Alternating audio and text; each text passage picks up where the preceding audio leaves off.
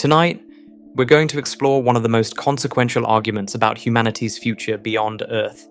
We walked on the moon 6 times, and then we stopped. No one has returned since 1972. The one other world we have ever set foot on became an afterthought, a stepping stone on the road to Mars. It is nothing of the kind. Its surface is almost exactly the size of Africa and Australia combined. And the coldest temperature ever measured anywhere in the solar system is not somewhere out past Pluto. It waits in a shadowed crater at the moon's own south pole, about 26 degrees above absolute zero, a 3-day trip from home. By the end of tonight, you're going to understand why leaving the moon costs a fraction of what leaving Earth does, why a second space race is already underway with China quietly ahead, and what it means that whoever builds the first base at the moon's south pole may inherit the rest of the solar system. Before we get started, take a second to like and subscribe if you enjoy these videos. It really helps a lot. Now let's begin. Half a century. That is how long human footprints have waited just beyond the edge of low Earth orbit. We built space stations that circle the planet year after year, with people living aboard them continuously, generation after generation of astronauts handing the work to the next crew. We built rockets that land themselves and fly again, cutting the cost of reaching orbit again and again.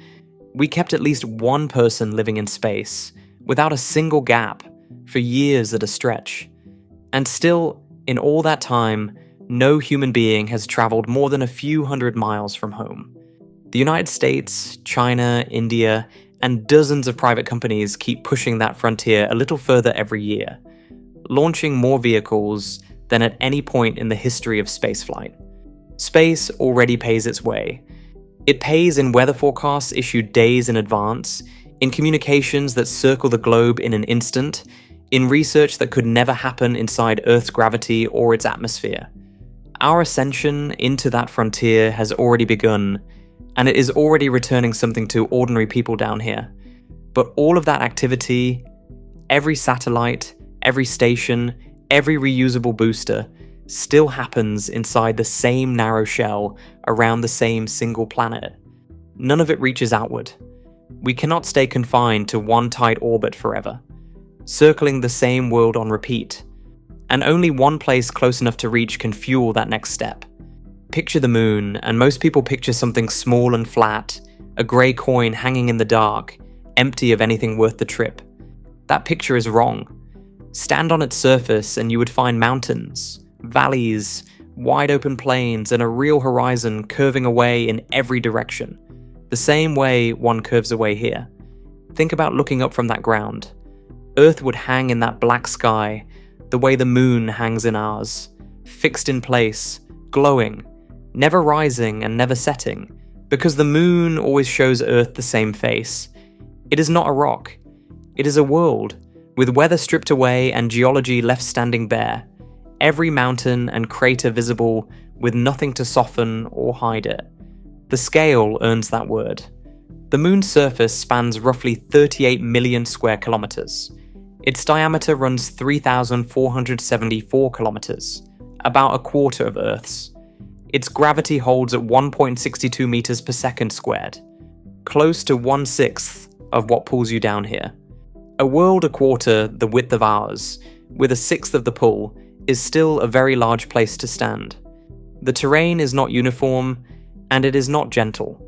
Bright, ancient highlands cover about 83% of the surface, pale and heavily cratered.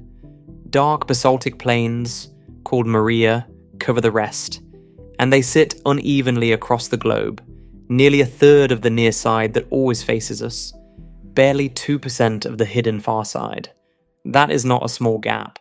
It is the entire reason the familiar face and the hidden one look like two different worlds from orbit. One dark and mottled, the other pale and battered by craters with nowhere for the dark rock to pool. The largest of those dark plains, Oceanus Procellarum, stretches more than 2,500 kilometers across, nearly the width of the continental United States, laid over lunar ground. And the extremes go further than the shape suggests. The Selenian summit, on the far side, rises roughly 20% higher above the lunar mean than Everest rises above sea level. Not a modest hill. Not a bump on an otherwise flat world. A peak that outranks the tallest point on Earth relative to its own ground. Nearby sits the South Pole Aitken Basin, about 2,500 kilometers wide and up to 8 kilometers deep. One of the largest impact scars found anywhere in the solar system. A wound old enough to predate almost everything else we can see on that surface.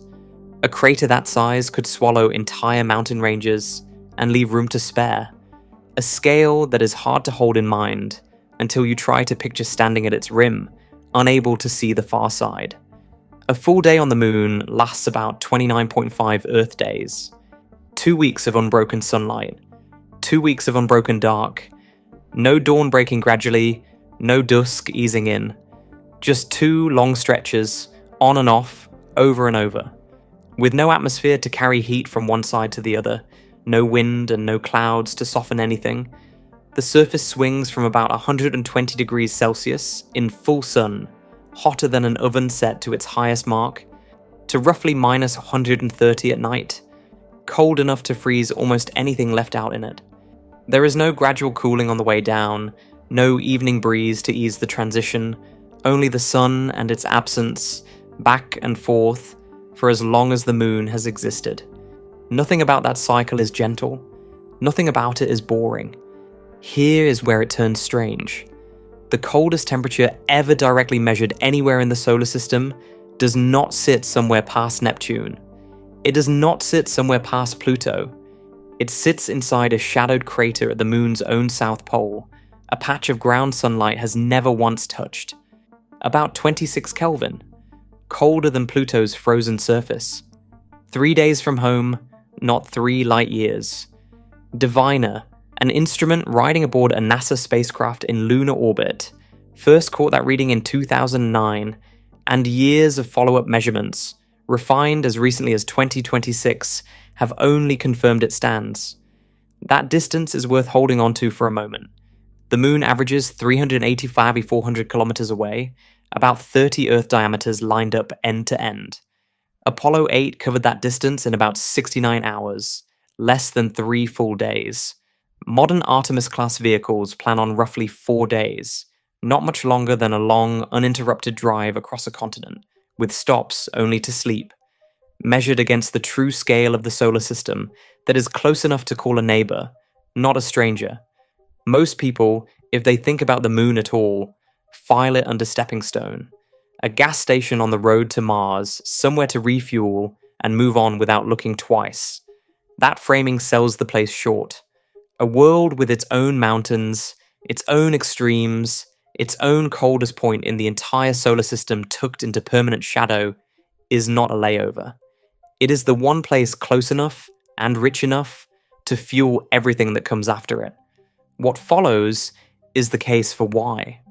Not scientific curiosity alone, but what it would mean for people living ordinary lives back on Earth, and a race already underway to reach it first, whether the public has noticed or not.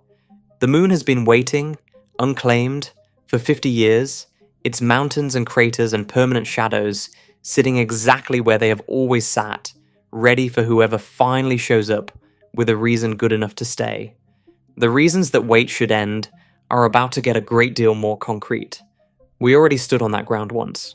12 boots pressed into lunar dust between 1969 and 1972, on a world we now call unclaimed. Reaching it ranks, arguably, as the greatest human achievement since the Industrial Revolution. It is still the only other world a human being has ever walked on. A nation gave itself a single decade to do something it had no established way of doing, no proven engine, no tested spacecraft, no real experience keeping a person alive that far from home, and did it anyway. The landing was hailed the world over as an achievement for all mankind, not one country's alone. But the real target was never the moon.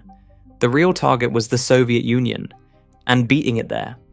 Once that race was won, the appetite that built it vanished almost overnight. 6 missions landed crews on the surface. Apollo 11, 12, 14, 15, 16, and 17. 6 trips to another world in 3.5 years. Then, The program that had just rewritten what a species could do simply stopped. Not because the destination lost its value, but because the scoreboard the whole effort had been keeping stopped, mattering to the people paying for it. The machine that got them there deserves a moment on its own. The Saturn V stood 111 meters tall, taller than the Statue of Liberty with room left over. Fully fueled, it weighed close to 2.8 million kilograms, a mass NASA itself once compared to about 400 elephants standing on a launch pad. Its 5 first-stage engines produced roughly 7.5 million pounds of thrust, something like 85 Hoover dams running at full output in the same instant. It threw about 130 tons into orbit around Earth and sent 45 to 50 tons of that on toward the moon. Every part of that machine had to work correctly the first time, because there was no way to test the whole stack together before 3 people rode it. People called it strapping astronauts to a bomb. That framing is not far from the truth. A fully fueled Saturn V carried chemical energy on the order of a 12 kiloton detonation, though a real pad explosion would have released only a fraction of that, something closer to half a kiloton. Either way, 3 men rode the most powerful machine ever built straight through the Van Allen belts, the bands of radiation that surround Earth, on a path angled to cross them as fast as possible. Their actual dose on the way was modest, about 0.38 read, close to what 2 head CT scans deliver. Nobody was measurably harmed. The danger was real. The outcome, 6 times over, was not a disaster. It was a landing. Neil Armstrong asked once whether large scientific bases on the moon were possible within the foreseeable future, said he was quite certain they would exist in his own lifetime. He died in 2012, not with the plans underway, not with the ground broken, with nothing built at all. He spent more than 4 decades watching that certainty fail to arrive. Gene Cernan, the last man to walk on that ground, closed out Apollo 17 in December 1972 by framing the whole program as a promise, a challenge for the young to learn to live and work together beyond their own planet. He stepped off the surface and back into the lander not knowing he was the last person who would do so for over half a century. No one told him it would be the last trip. No one at the time believed it would be. That promise sat unanswered the entire time. Here's the part most people get wrong. The story goes that NASA lost the blueprints, that the plans for the Saturn V simply vanished into some basement fire or a forgotten filing system, and that is why nobody has built one since. Not true, not even close. The drawings survive on microfilm in Huntsville and fill roughly 82 cubic meters of the federal archives in Georgia, a fact NASA itself confirmed in the year 2000. Anyone with the right clearance could pull those documents today and read exactly how the rocket was built. What actually disappeared was never on paper. The F1 engine production line shut down. The specialized tooling shut down. The supplier network and the workforce that had spent a decade learning to build this machine by hand scattered into other jobs, other industries, other careers. A blueprint tells you what a machine looks like. It does not hand you back the thousands of welders, machinists, and engineers who knew how to make one from raw metal. When NASA needed powerful engines again, decades later, it did not resurrect the F1. It re-engineered an older, already proven line instead, the shuttle-derived RS-25. The paperwork endured. The ability to build had to be relearned from almost nothing. That loss had a size to it. At its 1967 peak, Apollo employed about 400,000 people spread across more than 20,000 firms and universities. An entire generation of the country's industrial capacity pointed at one destination. The whole program cost roughly $25.4 billion in the money of its own time, something on the order of 1/4 to 1/3 of a trillion today. NASA's budget that year reached 4.4% of the entire federal budget in 1966, the highest share it has ever held before or since. No later era, not one, ever committed that much of the country's resources to reaching another world again. And here is the objection that always comes next. We have problems of our own here on Earth. So why spend anything on a place with none? But the 1960s carried the same weight, and worse. Nuclear fear that a single miscalculation could end everything. Wars without end. A fight over civil rights, still being decided in the streets, sometimes violently. Listen to that list, and it sounds like a description of a right now. Renewed tension with Russia and China, war in Ukraine, war in Israel and Palestine, a country pulled in every direction politically. The 1960s carried all of that and went anyway. The turmoil was never the reason the effort stopped. Forgotten ambition was. The Saturn V has a successor now. As of 2026, the most powerful rocket ever flown is SpaceX's Starship stack, its super heavy booster alone producing 16 to 17 million pounds of thrust, more than double what carried Apollo off the ground. The blueprints were never the problem, and now, for the first time in the half a century, neither is the machine. The machine, to go back, exists again. What it can actually do once it leaves the pad, and why that changes everything built on top of it, is the part still waiting to be answered. What that machine can actually do starts with a single number, and the number depends entirely on where the rocket leaves from. Space colonization does not justify hundreds of billions of dollars for scientific data alone. Robots already gather that data, cheaper and without risking a life. It does not justify itself through curiosity either, however genuine that curiosity is. To earn its cost, developing space has to return something direct to people who will never leave Earth, something they can point to and use. The physics of leaving the moon is what makes that return possible, and it starts with a problem Earth itself creates. Every rocket that lifts off from Earth has to fight two things at once. It has to overpower an entire planet's gravity, and it has to punch through a thick atmosphere on the way up. That combination forces a compromise into the design before a single engine ever fires. Rockets built for Earth have to be slender and aerodynamic, a narrow shape that trades cargo space for a smaller profile pushing through the air. They also have to survive a moment engineers call max Q, the point partway up, where air resistance peaks and the engines briefly throttle back just to keep the airframe from tearing itself apart. Every gram spent surviving that climb is a gram that never reaches orbit, fuel and structure burned, just to get off the ground rather than to go anywhere once there. None of that is a flaw in any particular rocket. It is simply the toll of leaving a world with weather, wind, and a thick blanket of air pressing down on everything below it. One measurement captures all of this. Delta V, the total change in velocity a rocket has to produce to reach where it is going. Think of it as the real price of any trip through space, paid not in dollars, but in exhaust.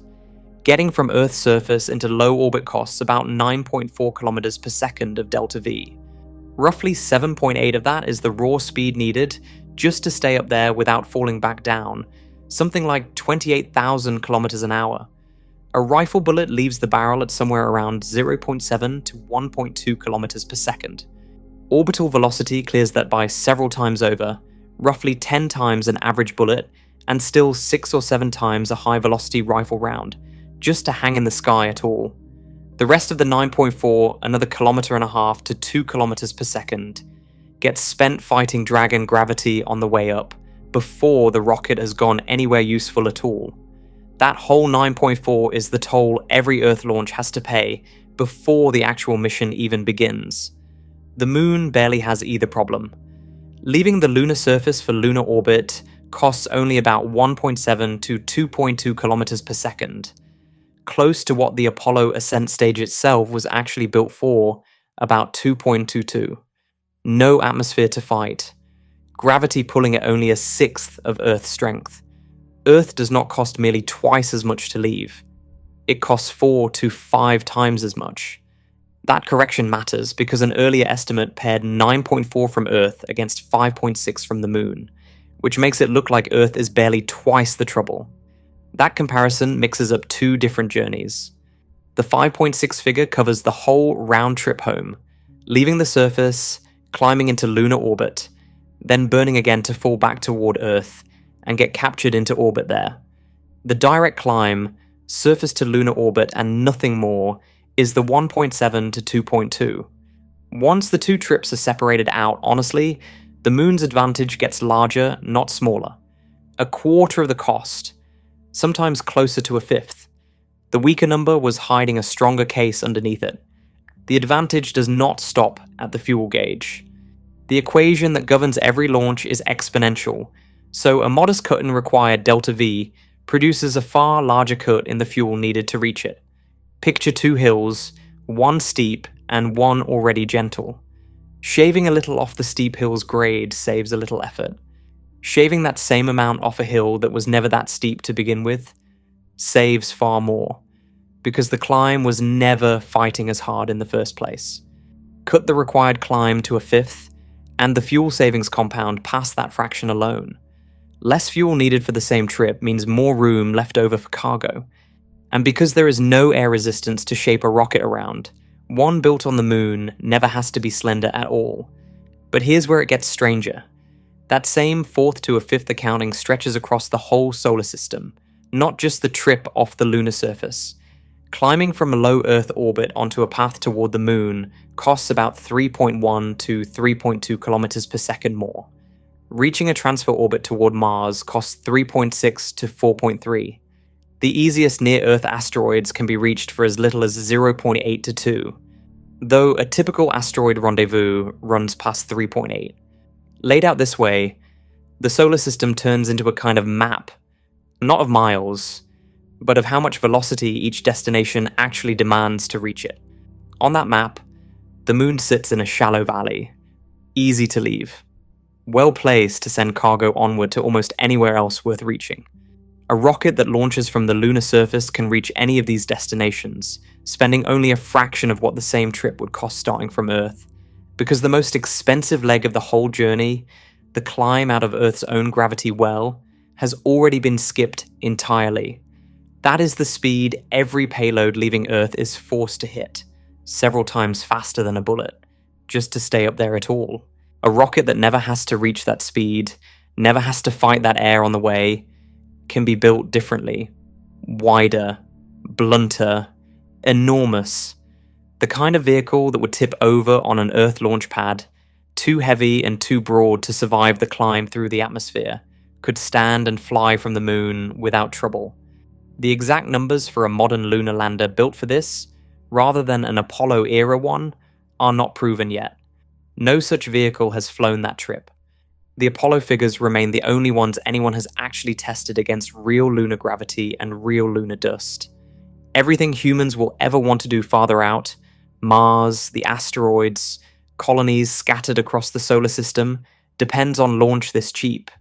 Without it, there is no real path deeper into the solar system. Call the moon what the shallow valley on that delta V map actually makes it.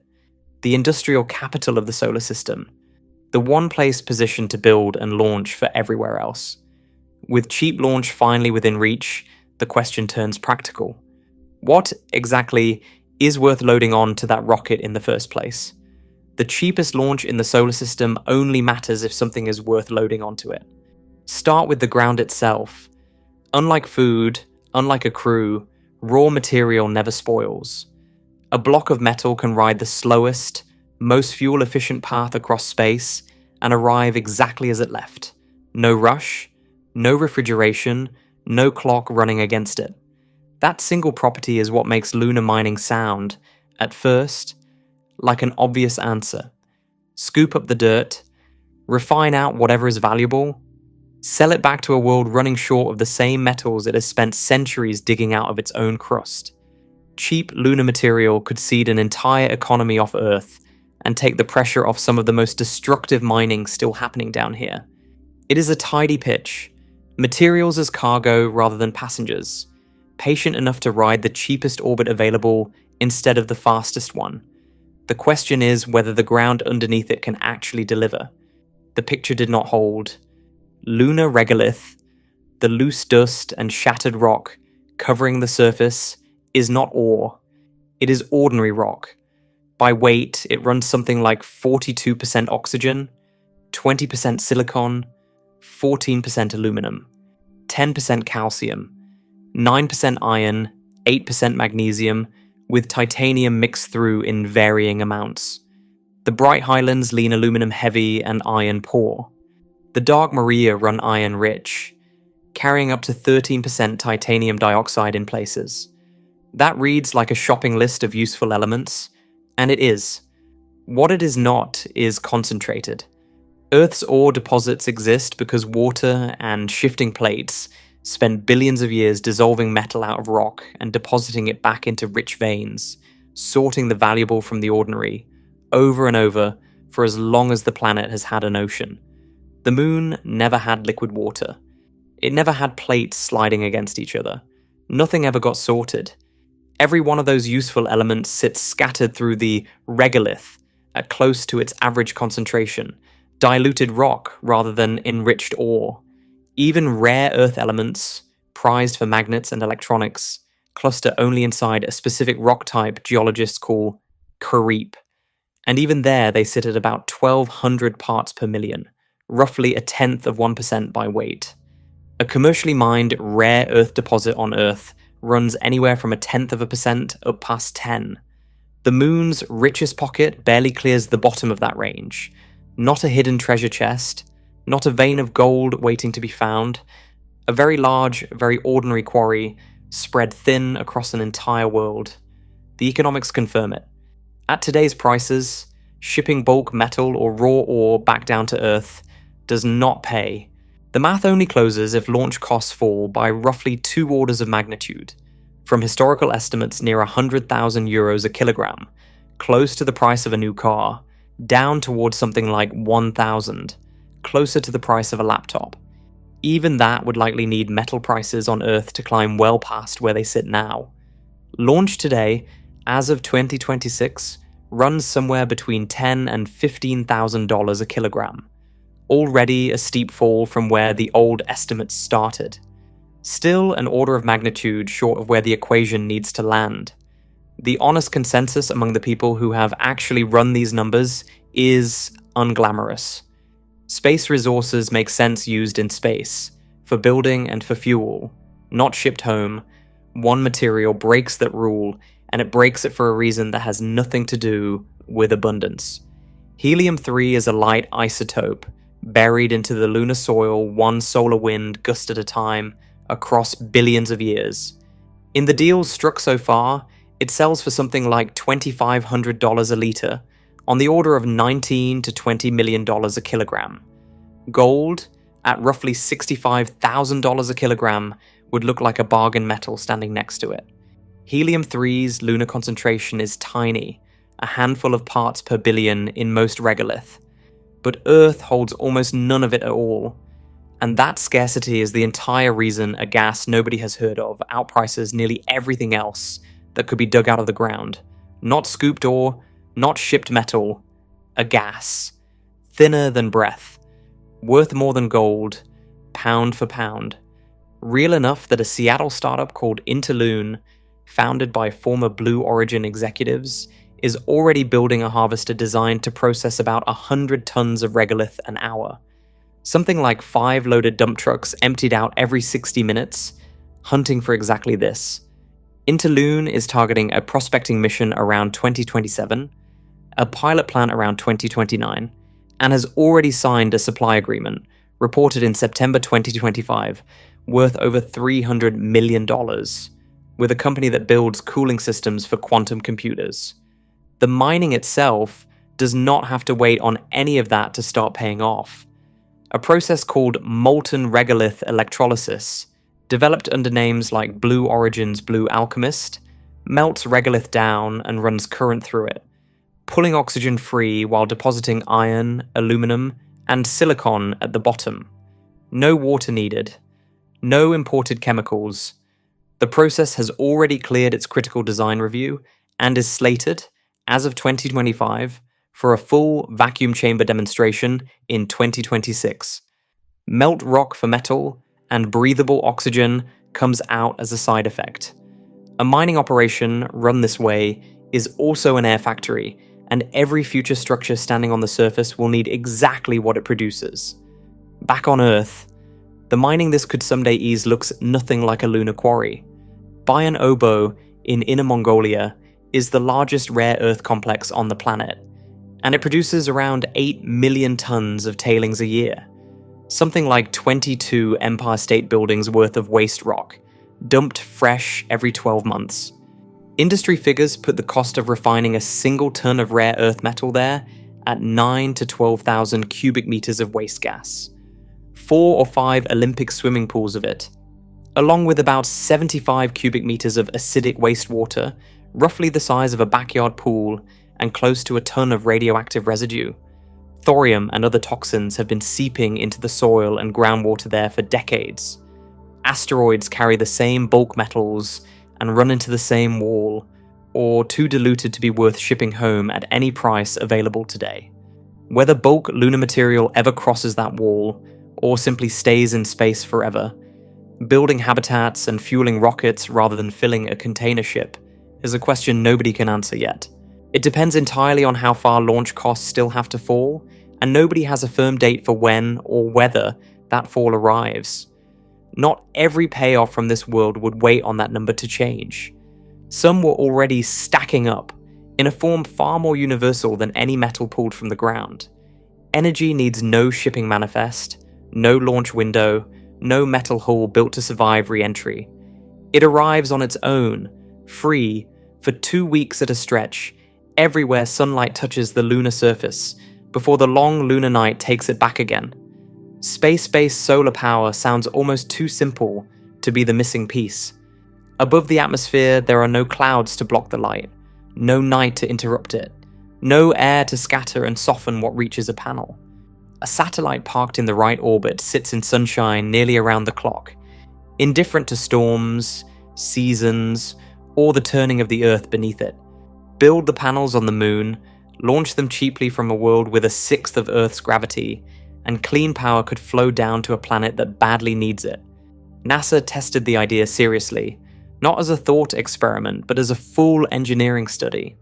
A January 2024 agency study modeled 2 competing space solar designs.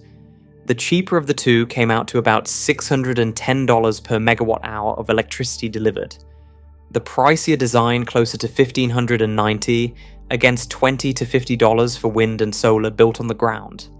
That works out to about 61 cents for a single kilowatt hour, when the average household pays somewhere around 12 to 15 cents for the same amount off the grid. 12 to 80 times too expensive by the study's own numbers. That should have ended the conversation. It did not, because the study kept counting, and one number reframed everything. Launch alone accounts for 71 to 77% of that life cycle cost. Strip out an optimistic, cheaper launch scenario, and the same technology falls to somewhere between $40 and $80 per megawatt hour, squarely competitive with power plants on the ground. Not the sunlight, not the panels, the rocket underneath them, and the price tag stapled to its side. The efficiency claim deserves its own honest accounting, separate from the launch question. Sunlight above the atmosphere carries about 1,366 watts across every square meter, roughly the draw of a running microwave packed into a space the size of a card table. At the surface, that same light has already pushed through tens of kilometers of air, scattered by dust and water vapor and absorbed in patches, so clouds and clear sky alike knock the figure down to somewhere around 1,000. An orbital panel can generate power almost 99% of the time it spends in daylight. A ground panel, fighting weather, dust, and the planet's own rotation, manages something closer to 50% at best, and manages nothing at all through the night. And the cells themselves differ. The gallium arsenide crystals used in space, a different manufacturing recipe from ordinary rooftop panels, convert about 34% of the light that hits them into electricity, against 18 to 23% for the silicon bolted to roofs down here. 3 separate advantages, stacked on top of each other, and none of them the reason the whole approach has stalled for decades. The same orbital hardware could be turned toward a different problem entirely. Instead of beaming power down, structures parked at what engineers call the L1 point, a spot roughly 1 million miles sunward of Earth where the pull of the sun and the pull of Earth balance and a spacecraft can simply hover, could dim a sliver of incoming sunlight and cool the whole planet by a measurable amount. A peer-reviewed study finds that offsetting a full doubling of atmospheric carbon dioxide would take only a 1.7% cut in sunlight, about 23 watts for every square meter. The draw of a single dim bulb spread across a tabletop. But delivering that cut means building a disk on the order of 1,400 kilometers in radius, wider across than the distance separating New York and Denver, with a total mass in the tens to hundreds of millions of tons. Nothing launched from Earth at today's prices gets anywhere near that scale. Then there is helium-3, and the seed of this argument that seemed, on its face, to contradict itself. Almost none of it exists, and a usable reserve of it exists, in the very same breath. Wait, both of those are true. They are just true in different places. The entire United States strategic stockpile has held only about 25 kilograms, roughly the weight of a large dog, and the whole world adds only another 15 to 20 kilograms to that pile each year, not even a suitcase's worth. The moon, meanwhile, carries an estimated 1 to 3 million tons of the stuff scattered through its regolith, something like half the mass of the Great Pyramid of Giza. Earth's scarcity and the moon's abundance were never in conflict. They were always describing two different worlds. Here is the honest limit sitting underneath that number, and it has nothing to do with how much fuel sits waiting in the regolith. No helium-3 fusion reactor runs anywhere on Earth, in any lab, under any funded program. The reaction is often sold as clean and nearly free of neutrons, and in practice it is neither demanding higher temperatures and tighter confinement than the deuterium and tritium fuel, two heavier forms of hydrogen that today's leading fusion experiments already struggle to hold. Meeting real energy demand this way would take on the order of 100 tons of helium-3 every year, about the weight of a loaded jumbo jet, and every kilogram fused releases energy equal to burning a coal train 400 cars long. The fuel is not the missing piece. The furnace is. Even the hardware to build the panels does not have to leave the moon empty-handed. The same molten regolith electrolysis that pulls metal and oxygen out of lunar dirt can also yield solar cell-grade silicon, 5 nines pure, cleaner than almost anything refined outside a semiconductor lab. NASA has already committed a modest line, about $35 million, less than the cost of a single fighter jet, toward a demonstration in a simulated lunar environment, targeted for 2026. The panels, in other words, could be grown from the same ground meant to power them. 3 payoffs, 1 gate. Clean power beamed from orbit, a shade cooling the whole planet, a fuel reserve that could outlast a civilization, and every one of them waits on the same thing. Not a breakthrough in physics. Cheaper rides off the Earth. It is the same shortcut already doing the work back in the mining ledger, the same shallow gravity well and airless sky that make a lunar rocket cost a fraction of an Earth one. Solve that, and all 3 payoffs arrive together as a byproduct of the same shipping route. Not every promise waited that long to arrive. One of them had already touched down, quietly, somewhere far more ordinary than orbit.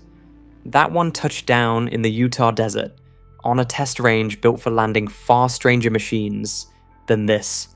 On February 21st, 2024, a capsule about the footprint of a washing machine, weighing less than 90 kilograms, came in from low Earth orbit at more than 18,000 miles an hour, over 25 times the speed of sound, fast enough to cross the entire continental United States in about 8 minutes. It slowed under parachute and set down exactly where its controllers had planned. Inside were crystals of ritonavir, a real antiviral drug used against HIV and hepatitis C, and every one of those crystals had been grown in microgravity, in orbit, months earlier. The capsule belonged to a small company called Varda Space, and its safe return made Varda only the 3rd entity ever to bring an intact spacecraft back from orbit, after SpaceX and Boeing, and the first company ever cleared to land commercial cargo on US soil under the FAA's new re-entry licensing rule. It had launched in June 2023, riding along on someone else's rocket as a paying passenger, and spent the better part of a year quietly working before it came home. Orbital infrastructure already runs a large slice of the modern economy, and not only through the obvious channels, the satellites that carry a phone call or point a car down the right street.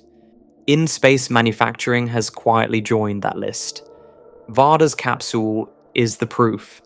Not a novelty flight, not a souvenir, not a demonstration with no purpose beyond spectacle. An approved medicine, crystallized in a way gravity never allows on the ground. The reason comes down to what microgravity removes, rather than what it adds. On Earth, a growing crystal sits inside a fluid that never stops stirring itself. Warm patches raising, cool patches sinking, dissolved material drifting and settling under its own weight. In orbit, none of that motion exists. A crystal grows inside a still, quiet fluid, where the only movement is atoms finding their own way to the surface one at a time. A process called diffusion. The result is a crystal with fewer trapped flaws, a more orderly internal structure, and sometimes a larger size than the same molecule grown on the ground. None of that is cosmetic. A drug's crystal structure shapes how easily it can be manufactured at scale, how long it survives on a shelf, and how completely the body absorbs it once swallowed. Fiber optic cable tells a similar story with a different material. Ziblan is a fluoride glass that can, in principle, carry a signal farther and lose less of it along the way than the ordinary silica glass, strung under most streets. Drawn on Earth, the same convection that disrupts crystal growth also seeds tiny flaws inside the cooling glass, each one scattering a fraction of the light passing through. Drawn in orbit, those flaws mostly do not form. NASA's own figure is that space-drawn Ziblan can carry more than 10 times the data of silica fiber through the same thickness of glass, trading a single-lane road for what amounts to a 10-lane highway without laying an inch of new pavement. A newer peer-reviewed estimate puts the gain far higher still, and the two figures have not yet been reconciled, so 10 times is the honest number to carry forward. This is not theoretical either. Through 2024, a series of runs aboard the space station, part of an investigation called Flawless Space Fibers, produced more than 7 miles of Zeblan, enough to stretch across a mid-sized city and back. One single day alone produced 3,700 feet of it. The best any previous mission had ever drawn in space, across every flight before it, was 82 feet. Divide one number by the other, and a single day's work in 2024 outproduced the entire prior history of space-drawn fiber more than 45 times over. Tissue behaves the same way. A printed blood vessel or a strip of muscle, soft and wet the moment it comes off a nozzle, collapses under its own weight on Earth before it has time to set. Little more than a puddle unless it is built around a rigid scaffold to hold its shape.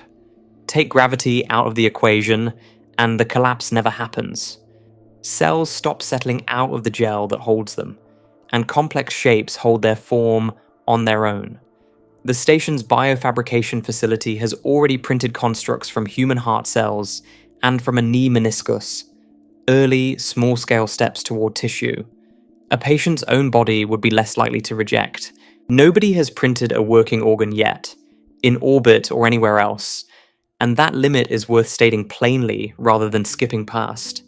But the scaffold problem, the one that has slowed tissue engineering on the ground for decades, appears to simply not exist once gravity leaves the room. All of this runs on a budget far smaller than most people assume.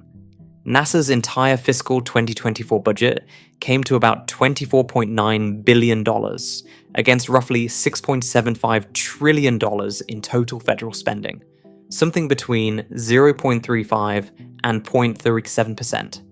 That share has stayed under 2% of the federal budget every single year since 1969. Put in terms of one household's tax bill, a family paying $10,000 a year in federal income tax sends the space program something like $36 of it, a little over a third of a cent on every dollar collected. The medicine, the fiber, the printed tissue, all of it rides on that sliver. And orbital infrastructure already returns far more than it costs in other ways too. Earth observation satellites, watching crops, tracking storms, guiding disaster response, generated a market valued at roughly $266 billion in 2023, on a track towards something closer to $700 billion by the end of the decade. A business already several times the size of NASA's entire annual budget. Built quietly, mostly unnoticed, in the background of everyday weather forecasts and grocery store prices. Every piece of this, the medicine, the fiber, the tissue, the monitoring, gets easier and cheaper the moment it can be built and launched from the moon instead of from Earth. A factory that takes years to assemble piece by piece in orbit today could be delivered whole in months, riding down that same shallow gravity well that has made every other payoff in this case possible. What space already makes today is only a first draft of what it could make, once the shipping route runs through lunar dirt instead of an Earth launch pad. Not every frontier space has already reached stays peaceful. One of them sits directly overhead, and it has been quietly armed for longer than most people realize. The same paths that carried a fragile capsule of medicine home from orbit carry something else entirely. Space already runs early warning systems, intelligence feeds, and navigation for weapons that do not miss. It was never only a stage for prestige or a laboratory for curiosity. It is infrastructure nations depend on to see, aim, and survive, and infrastructure other nations have already learned how to attack. On October 31st, 2023, that stopped being theoretical. Israel's Arrow 2 defense system intercepted a ballistic missile above the Kármán line, roughly 62 miles up, past the internationally recognized edge of space, and more than 9 times the altitude a commercial jetliner ever reaches. The missile was a Qadr, an Iranian-derived weapon launched by Houthi forces on the longest range attack toward Israel they had attempted up to that point. Multiple outlets described what happened next in the same plain terms.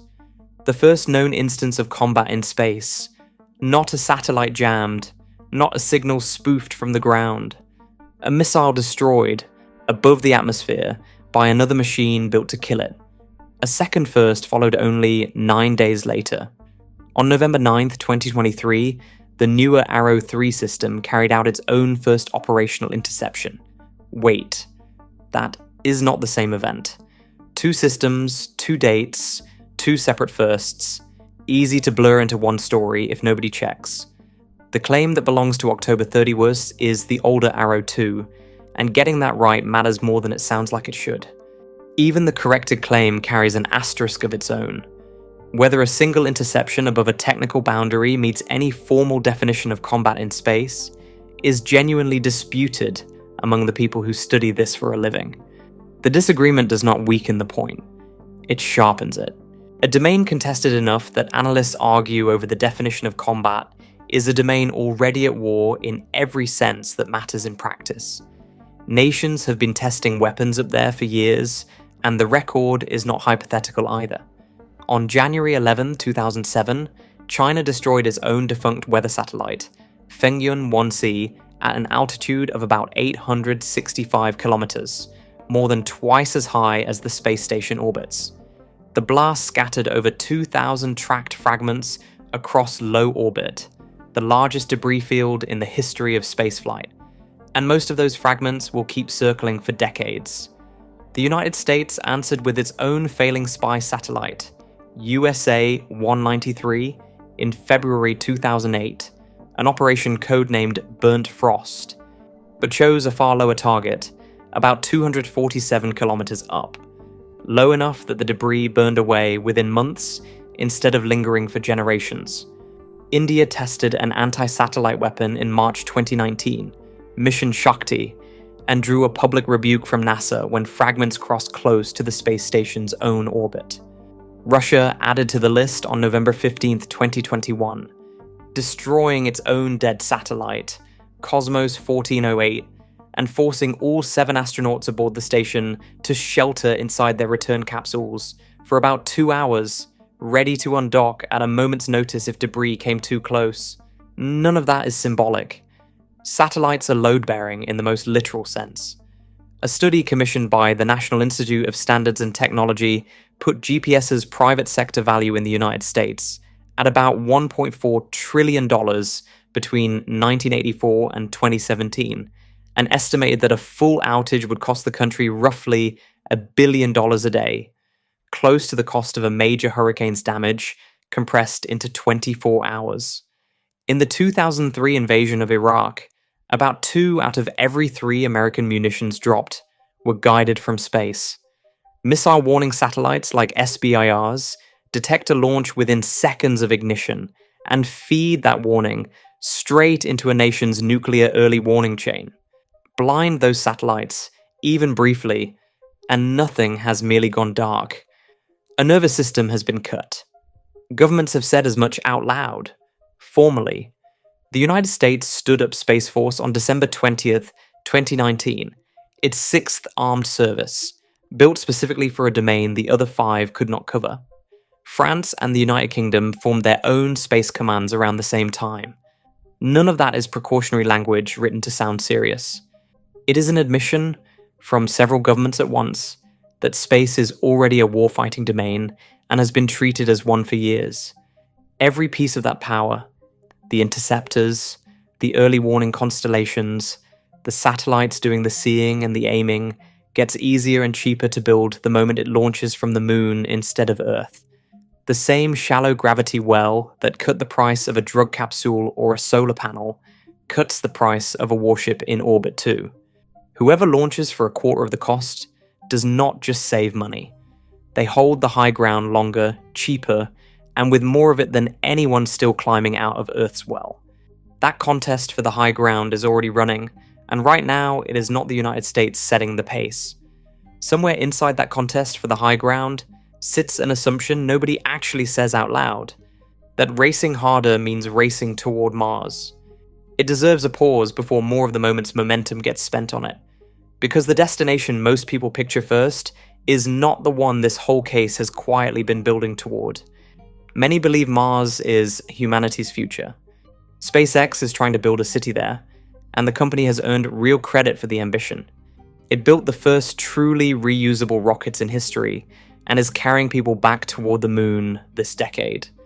None of what follows is a case against Elon Musk personally, or against SpaceX as a company. It is a case against timing. The worry is not that Mars fails outright. Failure would be loud, visible, and survivable for the wider industry. The quieter danger is that Mars succeeds just enough, too soon, to spend the moment's entire potential on a colony that cannot yet support itself. The way a young company can burn through its best funding, round chasing a headline instead of a foundation. Sending humans to Mars as a feat is one thing. Building a colony there right now is another. And being cautious about the second is not the same as being against space colonization at all.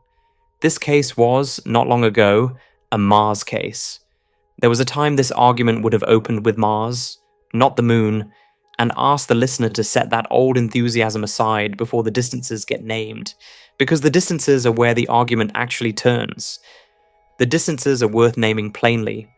Mars sits somewhere between about 34.6 million miles away at closest approach and about 250 million at farthest, averaging close to 140 million. The moon, for comparison, sits at that same familiar 239,000 miles already described. The same 3-day trip. Even at Mars's rare closest pass, that is roughly 145 times farther. At its ordinary distance, nearly 585 times farther. Those are not the same problem at a bigger scale. They are different problems entirely. Distance sets the clock. Current propulsion needs about 6 to 9 months for a one-way crossing, and the architecture engineers actually favor a conjunction-class flight. Spends roughly 180 to 210 days getting there, then locks the crew into a mandatory 500-day wait on the surface for the planets to realign for the trip home. Door to door, close to 3 years.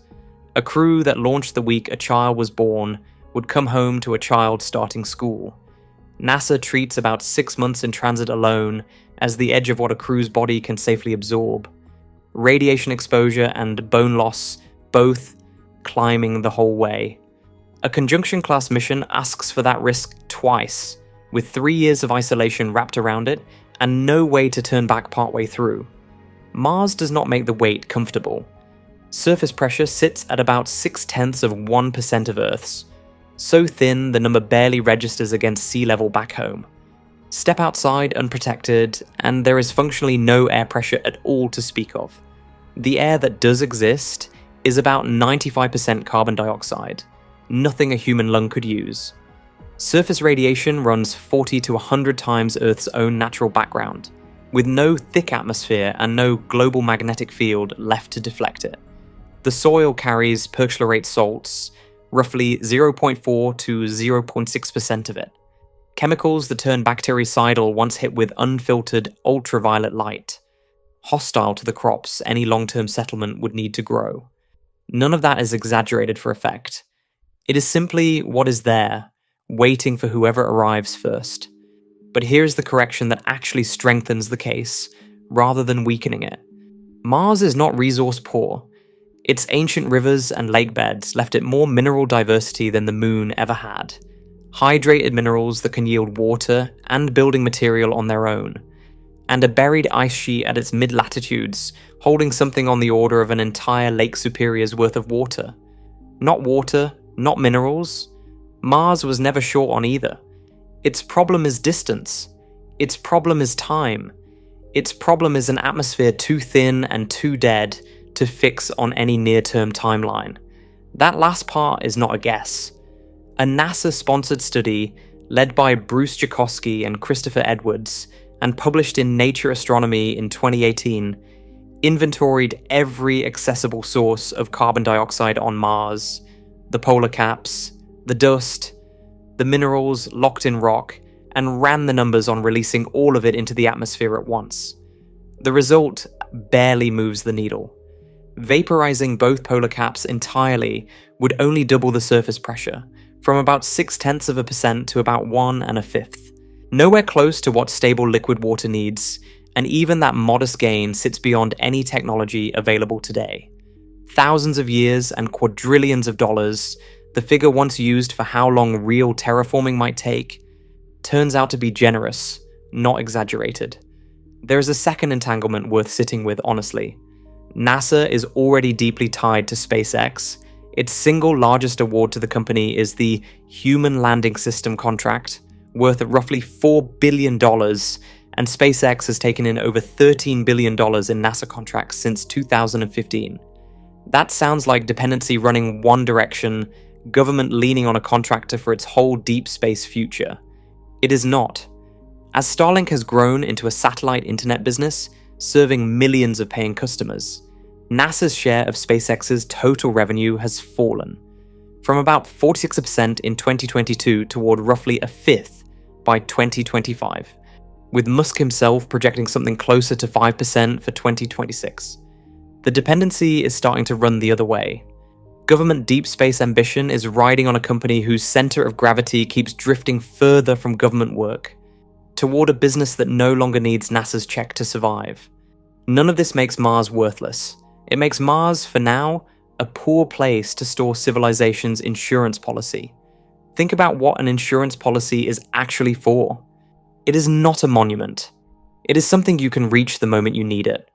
If something catastrophic happened on Earth, the answer is not a colony months away with a 3-year round trip built into any rescue. It is a colony 3 days away that can turn around and help while help still matters. The Moon guards against extinction at least as well as Mars ever could, and does it while the people who need saving are still alive to be saved. There is also the older lesson this whole case keeps circling back to. A prestige colony with no near-term benefit to Earth invites the same question that killed Apollo: why are we still paying for this? And space exploration stalls out exactly the way it did before. Money gets redirected. Momentum evaporates. A decade gets lost waiting for the next administration to care again. A city on the Moon carries the same prestige. Still a multi-world species. Still the first true off-world colony in human history, without the trap waiting 3 years and 250 million miles away. This is not a step backward. It is the leap that eventually makes Mars possible at all. Whichever destination wins that argument in the end, someone else has already stopped debating it. That someone else has a name, and it has been building toward this decision for years, while the argument played out in committee rooms and press conferences back home. Nobody had to wait for the debate to finish. The work was already underway. For most of the space age, the standings were not even close. The United States held the lead outright, decade after decade, the undisputed power above the atmosphere, the only nation that had ever put a person on another world. India has been climbing steadily, its own launch program improving mission after mission, though it has not yet put a person into orbit. Russia, once the other half of the whole contest, has been fading, its program running on inherited hardware and a shrinking budget, a legacy more than a trajectory. North Korea keeps trying to join the conversation and keeps failing, its rockets rarely surviving the first few minutes of flight. None of that is where the real competition sits anymore, and treating it as though it still does is exactly the mistake worth correcting here. China is the serious one. It has quietly built a full human spaceflight program, capable of launching and returning its own crews, sent rovers across the surface of Mars, and assembled a lunar record most people arguing about Mars versus the Moon have never actually looked at closely. Look at it in order, because the order is the point. Chang'e 3 touched down in December 2013, the first soft landing anywhere on the Moon since 1976, and only the third nation in history to manage it. Chang'e 4 followed in January 2019, landing on the lunar far side, a world first that no other program had even attempted, relaying its signals home through a dedicated satellite, parked where it could see both the hidden hemisphere and Earth at once, since the Moon's own bulk blocks any direct line of sight there. Chang'e 5 came down in December 2020, carrying about 1.7 kilograms of lunar samples home, roughly the weight of a bag of sugar, and those samples were later dated to about 2 billion years old, the youngest lunar rock ever directly dated by anyone.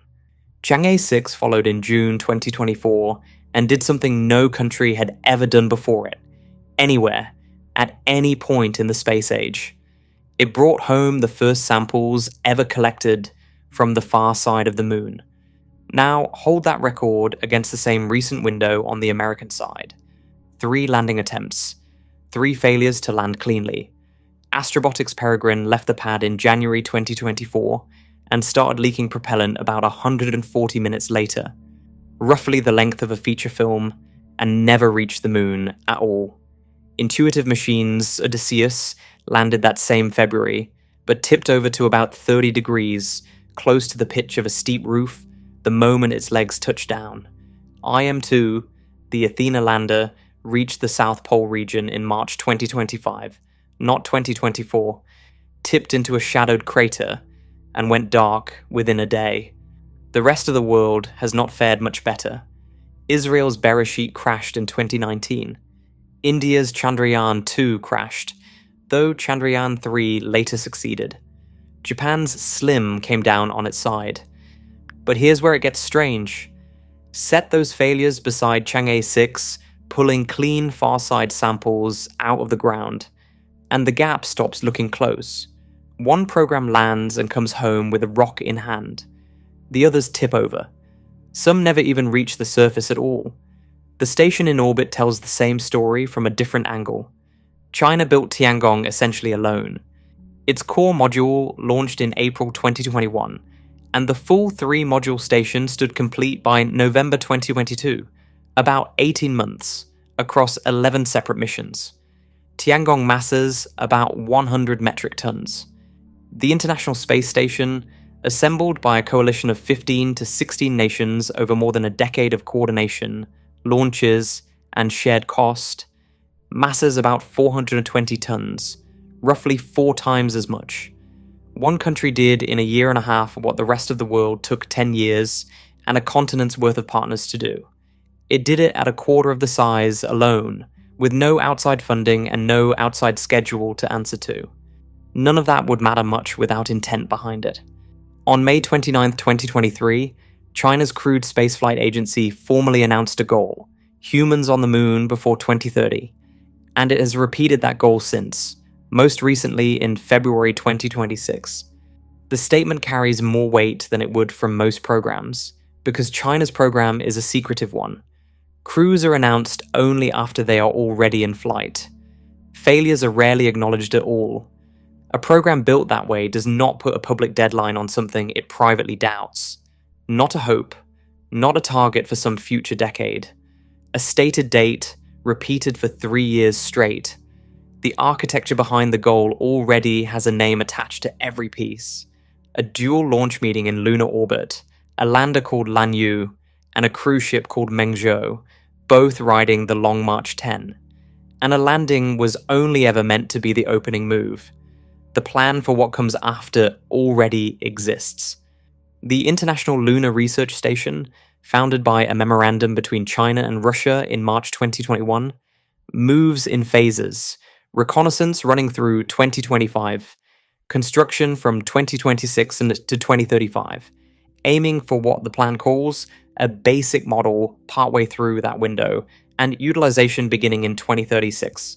Chang'e 7, headed for the South Pole in 2026, and Chang'e 8, planned for 2028 and meant to test making bricks out of raw lunar soil, are the groundwork for that station. As of April 2025, about 17 countries and organizations, along with more than 50 institutions, had already signed onto a station that has not been built yet. None of this is settled, and it is worth saying so plainly. Whether a before 2030 goal survives China's own history of schedule slips is not something the record can answer in advance. No crewed test flight of Mengzhou and Lanyu together has a confirmed date yet, only an in-flight abort test that flew in February 2026. We don't know the exact year boots will touch that soil on either side. What is not in doubt is the direction and the pace. Here is the part worth sitting with. This is not a race about to start. It is a race already running, and one side is running it with total seriousness, while the other, much of the American public, does not know it is in the race at all. Left unchanged, that asymmetry does not end in a tie. It ends with someone else reaching the ground that matters first. And the ground that matters most is not some abstract patch of dust, scattered anywhere convenient. It is one specific place, a rim, a shadow, a set of coordinates both programs have already locked onto, and it is the next thing this account has to name. That coordinate has a name. Shackleton crater sits almost exactly on the moon's south pole, about 21 kilometers wide, a crater floor you could walk across in a long afternoon, and about 4.2 kilometers deep, more than twice the depth of the Grand Canyon at its deepest point. NASA has marked it as the likely landing zone for the Artemis 3 crew, the first humans to stand on the moon in more than 50 years, potentially as early as 2026. China is aiming at the same rim. Neither program picked this crater by accident, and neither picked it for sentimental reasons. Two space programs on opposite sides of a rivalry looked at the same stretch of dust and came to the identical conclusion, independently, using their own instruments and their own surveys. That kind of agreement is rare between rivals. It usually means the geography is doing something unusual enough that no amount of national pride can argue around it. The reason is geography, and it is almost absurdly convenient. The moon barely tilts on its axis at all, nothing like the tilt that gives Earth its seasons, so along the rim the sun never climbs high or drops low. It skims the horizon instead, circling without ever fully setting. Some points on that rim stay lit through roughly 4 out of every 5 hours of a full lunar cycle, sometimes closer to 9 out of every 10. Two ridge points only 8 kilometers apart do even better together, dark for barely 3 weeks out of an entire year. That is close to unbroken solar power sitting right on a crater rim. Walk a few kilometers inward, and the geography flips completely. The crater floor never sees the sun at all. Its walls block every angle sunlight could ever reach it from. So nothing there has warmed in longer than human history has existed. It sits in permanent shadow, a cold trap colder than the coldest temperature ever measured anywhere on Earth, by more than 60 degrees, cold enough to keep water frozen solid for billions of years, undisturbed, never once thawed, rim for power, floor for ice, rock walls to dig shelter into, a clear line of sight back to Earth for communication. Everything a base needs sits inside one 21-kilometer crater, arranged as if it had been planned that way. Here is where the honest correction matters. In 2018, an instrument riding on India's Chandrayaan-1 confirmed exposed water ice sitting in permanently shadowed craters near both lunar poles. That much is settled. The clearest hard number came earlier, in 2009, when NASA deliberately crashed its L-Cross probe into a nearby crater called Cabeus and measured the plume the impact kicked up. About 1 part in 20 of what came off that ground was ice. But Cabeus is not Shackleton. Ice inside Shackleton itself has never been confirmed the same way. The readings there are contradictory, some suggesting ice, some suggesting almost none. The pole holds confirmed ice. Whether the exact crater everyone is racing toward holds it is still an open question, worth saying plainly rather than rounding up to something more certain than it is. Both programs are betting billions on a crater whose ice content is, strictly speaking, still a guess supported by good neighbours rather than a measurement of the ground itself. That uncertainty has not slowed the race down. China's Chang'e 7 mission, headed for Shackleton's rim in 2026, is not a side trip or a scouting run. It sits at the centre of Beijing's published plan for a permanent lunar research station. While the rest of the world is still debating which crater to prioritise, one country has already committed hardware and a launch date to this exact one. A mission does not get built, fueled, and scheduled toward a specific rim on a whim. It gets built because a government has already decided that ground is worth owning the moment ownership becomes possible, which raises an older question. Who is allowed to claim it?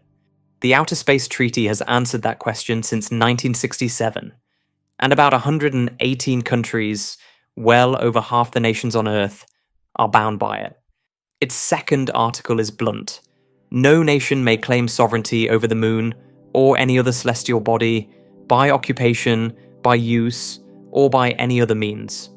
On paper, Shackleton belongs to no one. In practice, that answer is getting quieter and murkier at the same time. The Wolf Amendment, passed in 2011, bars NASA from working directly with the Chinese government, which is the reason China was never part of the International Space Station, and the reason the two lunar programs now run as rivals instead of partners. And the treaty's ban on ownership is being read more narrowly than it used to be.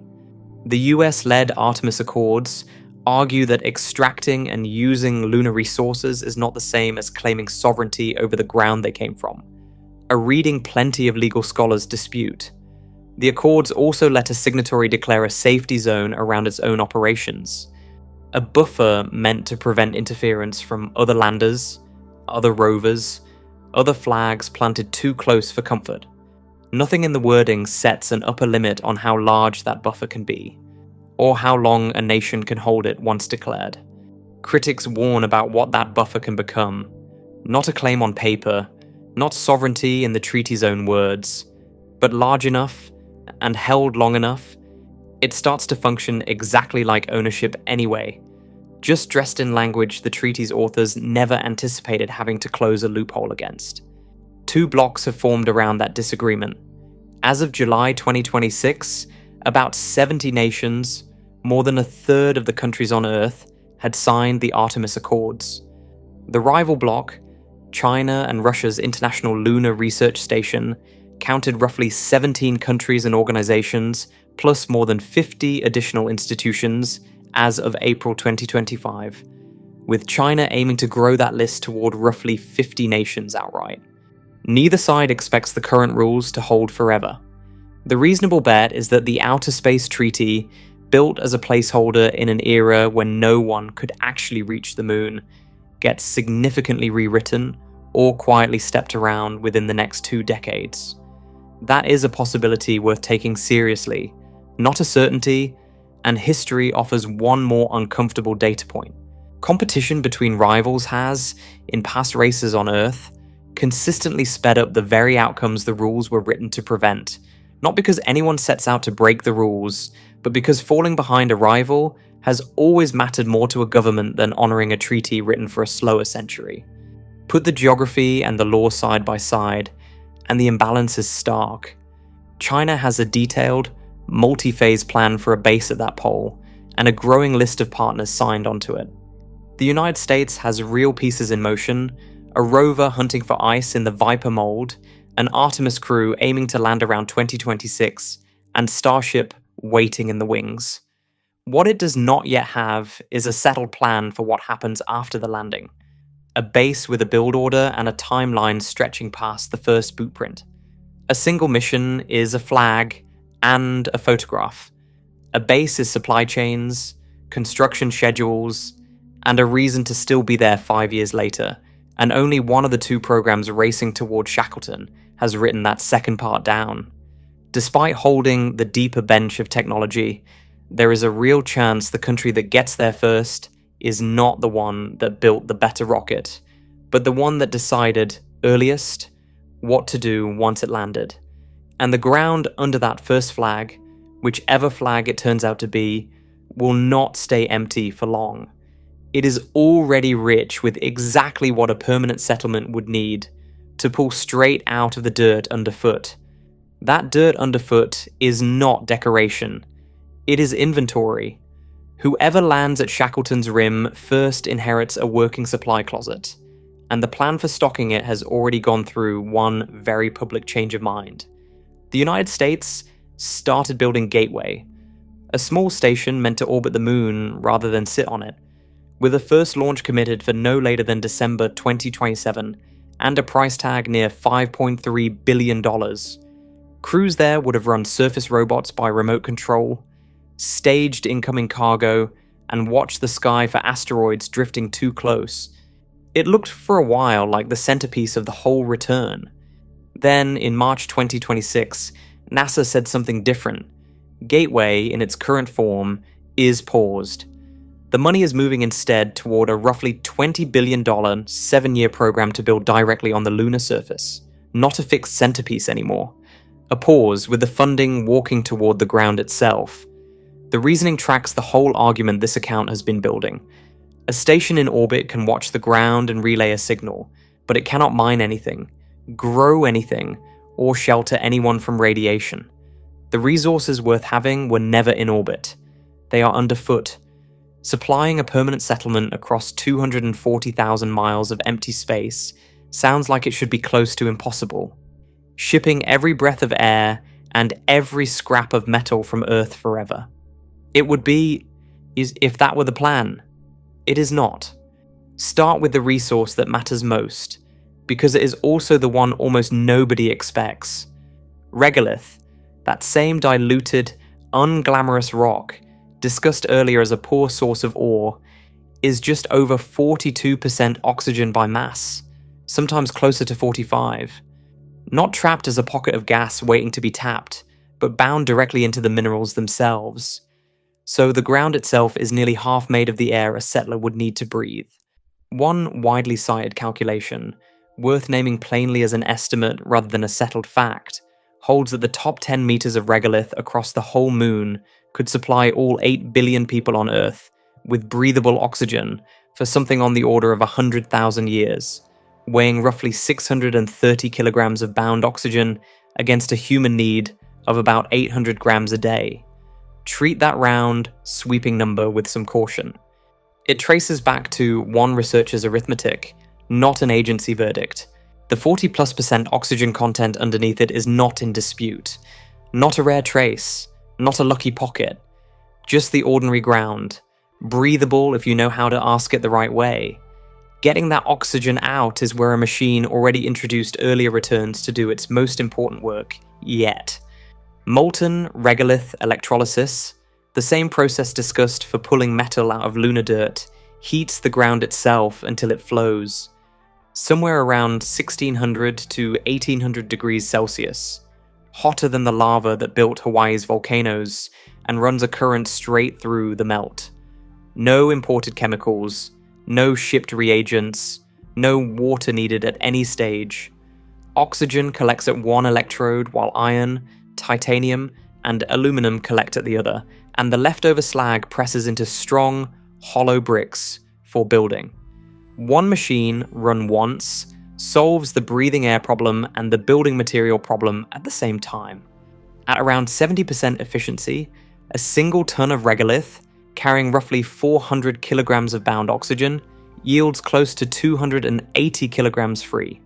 A working astronaut's entire daily oxygen need is bound inside just 2 or 3 kilograms of perfectly ordinary soil. And oxygen is not only for breathing, it makes up roughly 80% of the mass of rocket propellant, which means the same furnace that keeps a crew alive can also fuel the next launch off the surface, air and rocket fuel from the same handful of dirt. Water is the harder find, and the honest answer is that nobody yet knows exactly where to dig for it. The moon's total ice, spread thin through permanently shadowed polar craters, is estimated on the order of 1 billion metric tons. Something like 400,000 Olympic swimming pools of frozen water, locked into ground that has never once felt sunlight. The best individual mining sites inside that reserve are still unmapped, and this is precisely where the early steps decide everything. Failing to find accessible ice within the next few years could delay real settlement by decades, so the missions built to answer that question carry outsized weight. IM-2 class landers, drilling straight into the shadowed ground, and rovers built along the lines of NASA's Viper concept, joined by China's Chang'e 7, are all headed for the same dark craters to map them properly. Until one of them comes back with a confirmed vein, water stays the one resource on this list still being searched for rather than counted, worth more than metal or oxygen precisely because it is still an open question. Power, at least, is close to solved already.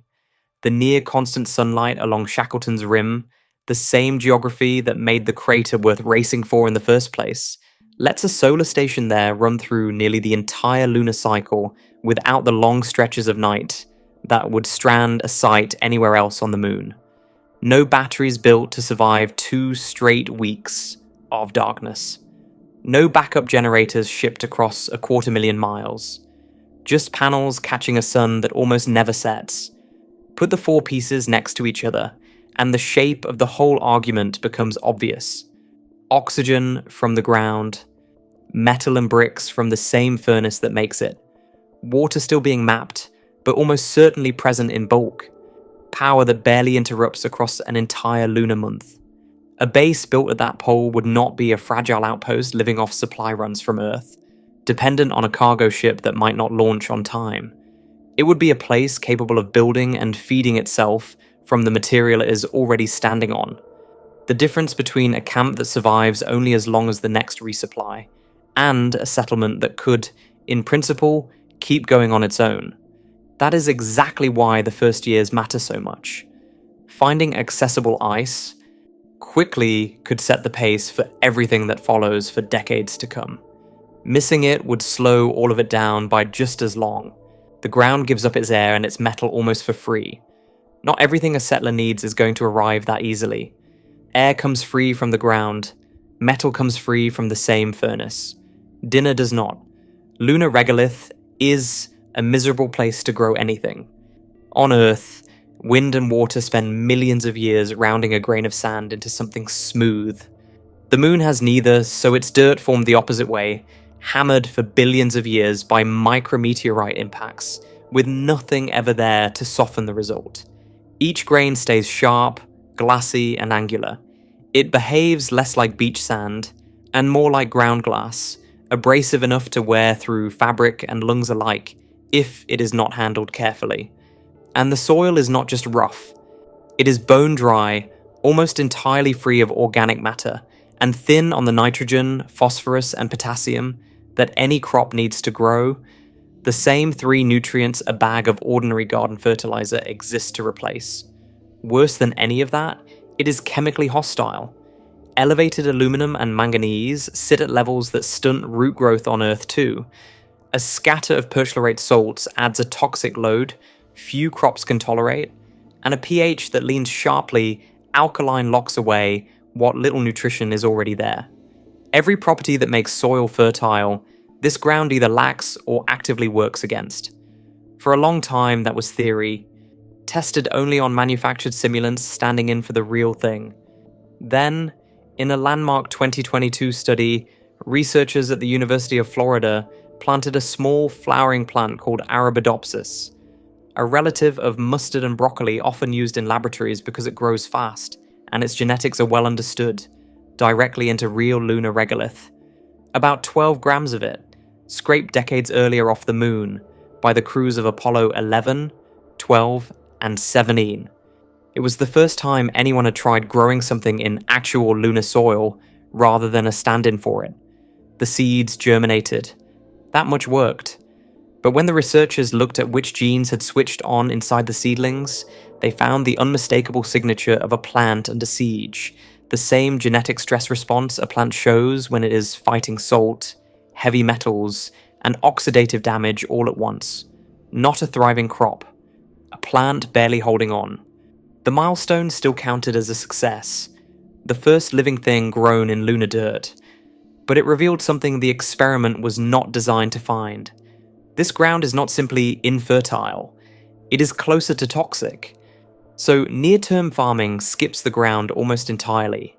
Hydroponic and aeroponic systems, growing plants in nutrient-laced water or a fine mist instead of soil, sidestep the regolith problem altogether. Alongside them, researchers are testing bacteria that fix nitrogen from the air or free up locked phosphorus, amendments that might eventually tame the dirt itself rather than avoid it. Which approach wins out is still an open, actively funded question. For now, and for a while longer, a settler's food comes largely from Earth or from engineered systems built to work around the ground rather than through it. Radiation looks like the next hard problem, and in some ways, it is the easiest one on this list. The moon has no global magnetic field and next to no atmosphere, so its surface takes the full force of space radiation with nothing standing in the way. But the fix does not require new physics. It requires mass, and the moon is standing on an unlimited supply of it. Bury a habitat under a bit more than a meter of regolith, and most of the danger is already blocked. Pile on several meters, roughly 4.5, taller than most two-story houses, for full protection against galactic cosmic rays. The high-energy particles that penetrate thin shielding with ease, and the dose inside drops towards something close to Earth's own natural background, just a few millisieverts a year. Solar flares need far less. About 20 centimeters of packed regolith, roughly the depth of a deep draw, is enough to bring even a severe solar event under the limit for a single, safe exposure. The problem that sounds the most exotic turns out to have the most ordinary solution.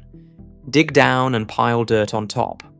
Low gravity is the one that dissolves entirely, and it dissolves because of where the moon sits, not because the physics changes.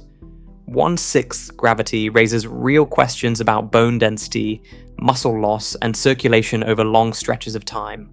The same questions that hang over any extended stay off Earth. On Mars, those questions come with no easy answer. Because reaching Mars costs months of transit each way, and the orbital mechanics force a stay of roughly 2 years before a return window opens again. Astronauts are effectively trapped in reduced gravity for years at a stretch, with no way to shorten the sentence. The moon offers no such sentence. It sits 3 days away. Crews can rotate through on a schedule, the same way crews already rotate through the International Space Station. So nobody has to spend years absorbing gravity's slow toll. The defining human cost of a Mars colony, years spent stuck in a body, slowly forgetting what full weight feels like, simply does not apply to a base 3 days from home. Line the 3 problems up, and the shape of the whole argument becomes clear. Radiation is solved with dirt. Low gravity is solved with distance and rotation, a fix Mars structurally cannot borrow, since nothing about Martian orbital mechanics allows a crew to simply come home early. Food alone remains genuinely unsolved, An open frontier rather than a checked box, and even it already has a visible path forward through hydroponics and engineered soil rather than a wall with no way through. None of this is being handed a free pass. It is being handed decades of study and workarounds that already exist, tested in orbit or tested, however roughly, in 12 grams of actual Apollo dirt. What is missing is not a solution. It is a place to put one. And that place is already on its way down, riding inside the very rocket built to carry the people who will need it. That rocket already has a name, and it is already the tallest, most powerful machine anyone has ever launched, even before it does its actual job on the ground. Think about how a base usually gets built. Send up one small module, dock it, send up another, dock that one too, and repeat for years until something livable finally takes shape.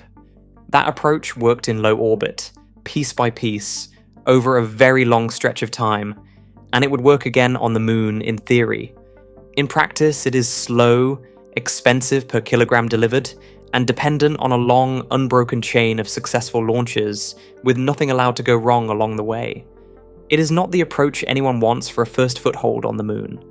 Building outward from lunar material, bricks pressed from regolith, walls grown out of the ground itself, is real, and earlier sections have already shown the furnace that could someday do it. But that belongs to a later phase, once a base already has hands and machines in place to do that kind of work. The first habitat has to arrive some other way, fully formed, before any of that local industry exists to build one from scratch. It already is arriving that way. The Artemis program is not sending a bare capsule and a set of blueprints. It is sending a fully functional habitat, and that habitat is the lander itself. Starship HLS, the lunar lander version of SpaceX's rocket, stands about 52 meters tall and is rated to set down up to about 100 tons of hardware and habitat space on the lunar surface. Set that beside the machine that carried Apollo's astronauts down last time. The Apollo lunar module stood about 7 meters, with a total launch mass of roughly 15 tons.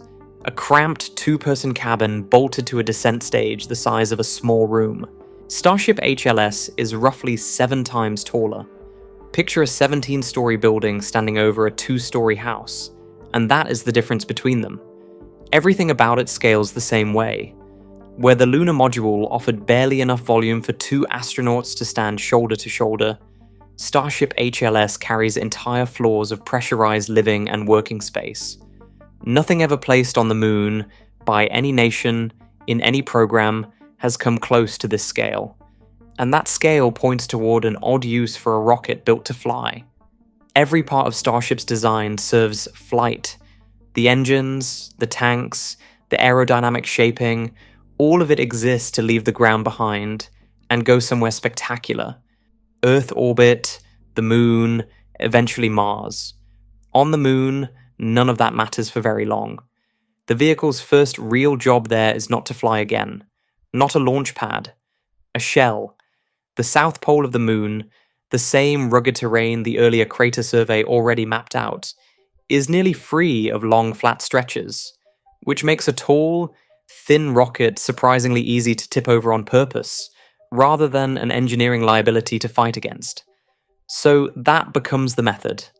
Land it, tip it onto its side, cut it open, strip out the engines and the propellant tanks that are no longer needed, expand the space where the crew already lives, and pile regolith over the whole structure for radiation shielding. What started the day as a rocket ends the day as a finished habitat. No extra modules ride up behind it. No years of separate construction follow it. The method scales the same way every time. Land another one, tip it, bury it, and the base grows one fallen giant at a time, each new arrival adding a room rather than starting a project from nothing. None of this happens without a contract behind it, and the contract has not gone entirely to plan. SpaceX won the Human Landing System Award in April 2021, valued at about $2.89 billion, less than the cost of building a single new aircraft carrier. A later Option B modification added funding for a second-generation lander on the order of 1 to a little over 1 billion more, effectively paying for a bigger, more capable version of the same idea before the first version had even flown crew. The booster underneath the whole stack, super heavy, produces about 16.7 million pounds of thrust, the same figure already on the record earlier in this account, as more than double the Saturn V's. That much thrust exists for one reason only: to drag a machine this heavy, meant to become a building on arrival, off the ground and out past Earth's gravity in the first place. By October 2025, NASA had reopened the Artemis 3 lander competition to Blue Origin, ending Starship HLS's run as the only option on the table. By March 2026, Artemis 3 itself had been redefined, downgraded from a lunar landing to an Earth orbit crew docking demonstration, targeted no earlier than late 2027. The first actual crewed landing on the moon under this program now falls to Artemis 4, expected around early 2028. Whether Starship HLS can even deliver its full advertised 100 tons once it lands, given how many separate refueling launches its architecture requires just to top off its own tanks in orbit before it ever heads toward the moon, is still disputed among the people who study these numbers closely. The schedule has slipped. The method underneath it has not changed. Once a base holds a few dozen crew, the character of the whole project shifts. By then, the heavy equipment needed to bury a fallen starship in regolith is already on site, and every new starship that lands is large enough to carry its own construction vehicles down with it, bulldozers and diggers riding inside a habitat's future walls. Growth stops depending on shipments from Earth for the next piece, and starts depending on the base's own machines, doing to the next rocket exactly what was already done to the first. Starship HLS should be flying its early missions within a few years, which puts a base's real beginnings something like a decade out, closer than it sounds once the method itself no longer has to be invented, only repeated. That buried shell is the seed everything after it grows from. What it still needs, before any of this becomes more than a shelter with people inside it, is fuel it can make for itself. A buried habitat keeps a crew warm and breathing. It does not keep them moving. Whether the moon ever becomes a place with regular traffic, instead of a shelter with people waiting inside it, comes down to something much smaller than a hollowed out rocket. It comes down to fuel. If every drop of propellant has to launch from Earth, the moon never grows past a stunt. Every lander that touches down stays grounded until a tanker climbs the same steep exit cost and crosses the same 250,000 miles just to top it off again. That is not a base. That is a supply chain with a flag planted on the far end of it, and it defeats the entire point of going in the first place. The whole case for the moon, everything this account has already laid out about cheap launch and local materials, only pays off if the base stops importing the one thing every rocket needs most. Making propellant locally is the hinge everything else swings on. It is what turns a shelter into a hub. In the base's first years, the crew's most important job will not look glamorous at all. Small chemical plants need watching, adjusting, coaxing along, work that resembles running a refinery far more than running an experiment. There is no dramatic countdown to any of it, no single launch, morning it all builds toward. Just valves checked, temperatures logged, small failures caught before they become large ones. That patient, unglamorous labor is what a real industrial base looks like in practice. Not a single triumphant liftoff, but thousands of quiet hours keeping a chemical plant honest. The core loop is simple to describe, even if it takes real engineering to keep it running. Lunar water ice, once pulled up from the polar shadows, gets split by electrolysis into hydrogen and oxygen, the two ingredients rocket propellant is made from. None of this is imagined machinery. PEM electrolyzers, that same basic technology, already carry flight heritage aboard the International Space Station. Solid oxide systems offer a second path, one that needs no purified feed water at all, and delivers oxygen dry and clean straight out of the melt. And oxygen carries most of the weight in that equation. It makes up roughly 80% of a rocket's propellant mass. Between the ice at the poles and the oxygen already bound into ordinary regolith, a base covers most of what a rocket needs before carbon ever enters the picture. Carbon is where the story gets murkier and where an earlier assumption needs correcting. An early account of this loop pointed to a source called the Foci crater. Not a verified place, no lunar feature by that name has ever been confirmed to exist. It traces to nothing anyone can point to on a map. What the evidence actually supports is narrower and colder.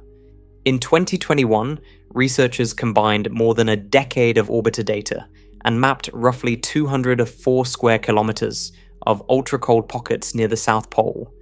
Shadow folded inside shadow, an area not far off the footprint of a mid-sized American city, hidden entirely from the sun since long before anything alive existed to see it. These pockets sit in and around three named craters, Haworth, de Gerlache, and Amundsen, and they are cold enough to have held frozen carbon dioxide in place for at least 1 billion years. No mission has drilled into that ice and pulled a sample out yet. The strongest evidence remains older and indirect, a NASA probe called L-Cross that deliberately crashed into a nearby crater back in 2009 and threw up a debris plume laced with both carbon dioxide and water. Carbon for steel, for plastics, for the countless hydrocarbon chemistry a growing base will eventually need, is a promising target on the moon. It is not yet a proven supply, and the honest version of this argument says so plainly rather than rounding up. Making rocket fuel on another world can sound like something out of distant fiction. It is not. The ingredients are already mapped. Water ice waiting to be split into hydrogen and oxygen, and carbon locked inside billion-year-old shadow just a short drive from where the first oxygen plants will stand. What remains is not invention, it is engineering. And the engineering carries real stakes either way. If the plants work, a rocket lands on the moon almost empty, refuels from local water and local rock, and lifts off again. None of that mass ever needing to climb out of Earth's gravity well first. If they fail, every future crew stays dependent on tanker flights, carrying pre-made propellant from home, and flexibility dies along with it. Tightening a bolt on an electrolysis line, mundane as that sounds, is in effect deciding whether the moon ever grows into somewhere with regular comings and goings, or stays a single isolated outpost. Local propellant does more than keep landers flying home. It lets rocketry itself start small and grow. The first rockets built and fueled from lunar material will be modest, barely more than test articles, a proof that the loop actually closes end to end. Then come bigger ones, hauling more mass with each successive launch as the plants scale up behind them. Then, satellites assembled and launched from the same shallow gravity well. Then, small stations. Then, orbital factories, each one cheaper to loft than anything climbing out of Earth's atmosphere ever could be, because none of it has to fight the 9.4 kilometers per second toll a launch from home demands. Paired with the launch advantage this account already laid out, cheap to leave, cheap to build big, a working propellant loop is what finally lets the moon make its own hardware and send it on its way without asking Earth for permission first.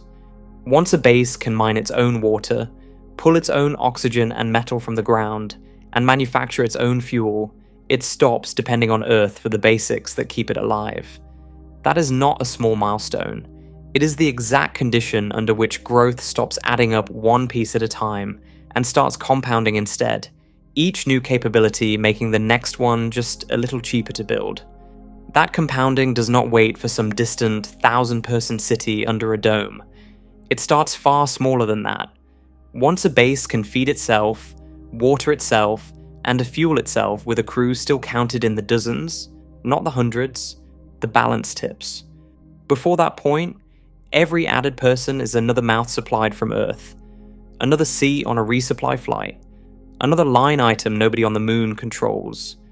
After it, every added person is another set of hands building something the base did not have the week before. The math flips from a cost to carry into a resource to spend, and that single flip is the whole engine behind everything in this account still to come. The loop underneath that shift is not new information at this point in the account. It is old information finely connected end to end. Water ice mined at the pole, oxygen and metals split out of ordinary rock, carbon drawn carefully from the frozen traps near the South Pole, hydrogen and oxygen combined into fuel, connected all the way through. That loop does more than keep people breathing. It starts building the rockets, modest ones first, little more than proof the chain actually holds, then larger ones, then satellites, then small stations, then eventually orbital factories, each one cheaper to raise there than anywhere closer to Earth's gravity well. A modest first base looks, from a distance, like a small outpost holding on at the edge of survival. It is not that. Not once the loop closes. Capability feeds capability. More people and more equipment expand the base. A bigger base yields more raw material. More material builds bigger rockets, bigger stations, bigger satellites, bigger factories. Somewhere down that same ladder sits space tourism and orbital hotels, military vessels, and new medicines, radiation treatments and cancer therapies among them, grown the same way the antiviral crystals and the printed tissue described earlier in this account were grown.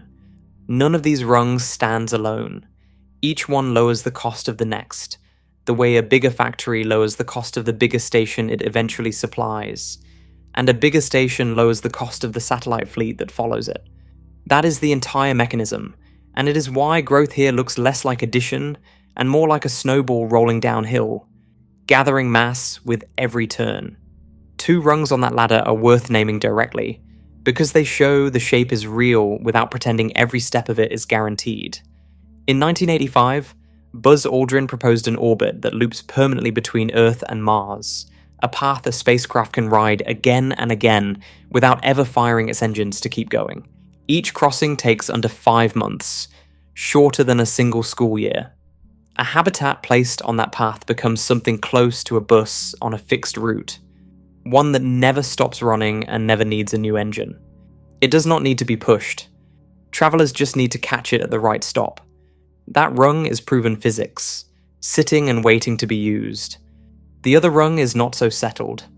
A NASA and DARPA program called Draco set out to build a nuclear thermal engine that could roughly double a rocket's fuel efficiency, measured in a unit called specific impulse, pushing it above 800 seconds against what today's chemical engines typically manage, and cut the trip to Mars in half. About $499 million, in the range of a single new wide-body airliner, went into the effort. Years of engineering aimed at a single engine design. In 2025, it was cancelled. Cheap, reusable chemical rockets had already closed the gap nuclear propulsion was built to solve, and the financial case for it quietly disappeared before a single engine ever fired in space. Not every rung on this ladder holds. Some are already load-bearing, others get funded, built, and then taken back down. Follow the ladder far enough and an endpoint comes into view. An industrialized moon, supplying Earth and eventually the rest of the solar system, running heavy industry with no forest to clear, no rivers to poison, no community living downwind of a tailings pile. There is no regulator to answer to either, because there is nothing alive there to protect. Earlier in this account, a rare earth mine in Inner Mongolia stood in for what heavy industry costs a living world. The acid ponds, the radioactive waste, the air over the site. On the moon, none of that damage has anywhere to land. The same industry that scars a living planet becomes, on a dead one, simply industry, running at whatever scale the loop underneath it can support. It is a world that can feed a base. It is a world that can fuel a rocket. It is a world that can build without asking permission from anything alive to disturb. And it is a world that, done right, becomes the first rung of a ladder, reaching every other body in the solar system. None of this waits for some far future decade. It could start now, with a base already under construction. Whoever gets there first does not simply win a race. They inherit a compounding head start in materials, in launch capacity, in everything the loop produces faster than anyone starting later could match. The source behind this account calls that a monopoly on the solar system, Mars, Venus, the asteroid belt, the outer planets, all of it reachable first by whoever builds the first working base, a foothold spanning multiple worlds within our lifetimes and our children's. That claim deserves an honest caveat. A monopoly is not a law of physics. It is a projection, resting on the assumption that a first mover keeps his advantage instead of losing it to someone who builds better, later. The Aldrin cycler and the cancelled nuclear engine, sitting only a few sentences apart, are proof enough that this account has tried to hold that assumption honestly, rather than promise more than the ground underneath it can support. What is certain is smaller and more solid than any monopoly. A base that feeds and fuels itself does not need anyone's permission to keep growing. There will be conflict over the moon, disputes over territory, over ice, over who dug where first, are close to certain, the same way this account has already traced the early lines of that contest being drawn. Weigh that against what a working base returns: cheaper materials, cleaner power, medicine that cannot be made any other way, an insurance policy against extinction that sits 3 days from home instead of 3 years, and a road outward that does not end at the moon at all. It is not a stepping stone anyone outgrows and discards. It is closer to the first stretch of highway in a system that eventually reaches Mars, then the asteroid belt, then Venus, then whatever lies past them, one cheap launch and one closed loop at a time. The generation that finally returns and stays may be remembered less for the landing itself than for what it handed to everyone who came after. A foothold, a supply line, and a way out into the rest of the solar system. All that is left to do is go back, and this time, keep going.